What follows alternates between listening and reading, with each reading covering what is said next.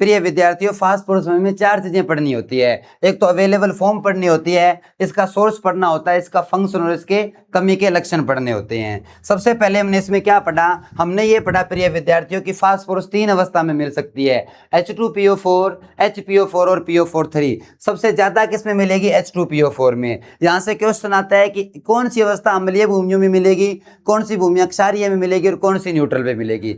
H2PO4 है वो किस भूमियों में मिलती है, हल्की अम्लीय भूमियों में मिलती है, ठीक है। HPO4 है ये न्यूट्रल में मिलेगी और PO4 कौन सी भूमियों में है, हल्की क्षारीय भूमियों में। ऐसा नहीं है कि बहुत ज्यादा अम्लीय भूमियों के अंदर।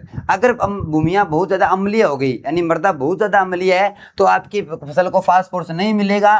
क्यों नहीं मिलेगा, क्योंकि ये क्या करेगा, एल्यूमिनियम और आयरन फॉस्फेट बनाएगा जो पौधे के लिए अवेलेबल नहीं है। अगर बहुत ज्यादा क्षारीय है तो भी आपकी जो खेत है उससे आपकी फसल है, भूमि अगर बहुत ज्यादा क्षारीय है तो आपकी फसल को नाइट्रो फास्फोरस नहीं मिलेगा, क्योंकि ये क्या बनाएगा, कैल्शियम फॉस्फेट बनाएगा जो पौधे के लिए अवेलेबल नहीं है, ठीक है। उसके बाद अगर मैं बात करूं इसके सोर्स की, तो इसका सोर्स है वो एक खनिज है और इस खनिज के नाम से बहुत बार क्वेश्चन आया हुआ है। कौन सा खनिज है, एपेटाइट खनिज है।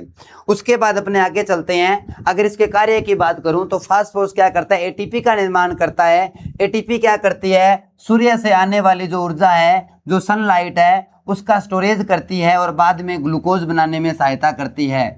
तो ऊर्जा का स्टोरेज कौन करती है, एटीपी। एटीपी किससे बनती है, फास्फोरस से। इसीलिए ऊर्जा के स्टोरेज और ट्रांसफर के अंदर कौन सा न्यूट्रिएंट रिस्पॉन्सिबल है, फास्फोरस। इसीलिए फास्फोरस को क्या बोलते हैं, की ऑफ लाइफ और एनर्जी करेंसी, ऊर्जा मुद्रा। यहाँ से दोनों से क्वेश्चन आते हैं, रिपीटिंग क्वेश्चन है। उसके बाद अगर सेकंड काम की बात करूं तो ये क्या करता है, डीएनए और आरएनए का निर्माण करता है। डीएनए आरएनए क्या बनाते हैं, गुणसूत्र बनाते हैं और गुणसूत्र से में क्या बनते हैं, जीन बनते हैं। गुणसूत्र का एक भाग क्या कहलाता है, जीन कहलाता है। और जीन किस में सहायक है, अनुवांशिक गुणों के स्थानांतरण में। तो क्वेश्चन आएगा कौन सा पोषक तत्व अनुवांशिक गुणों के अंदर स्थानांतरण में सहायक है, तो वो कौन सा आएगा, आपका फास्फोरस सहायक है, ठीक है। इसे अपने बिल्डिंग ब्लॉक ऑफ क्रोमोसोम भी कहते हैं। उसके बाद ये सीड फॉर्मेशन में सहायक करता है। सीड में किस रूप में पाया जाता है, फाइटिक एसिड के रूप में पाया जाता है। सबसे ज्यादा फाइटिक एसिड किस में होता है, बाजरे में होता है। ये सीड की गुणवत्ता बढ़ाता है, संख्या को बढ़ाता है, इसका जड़ों का विकास करता है, कीटों रोग प्रतिरोधक क्षमता को बढ़ाता है। डिटेल में हमने लेक्चर में पढ़ लिया था, ठीक है। उसके बाद इसकी कमी के लक्षण अगर देखें तो निचली पत्तियों कैसी हो जाती है, पर्पल कलर की हो जाती है। क्यों हो जाती है, ड्यू टू एंथ्रोसाइनिन।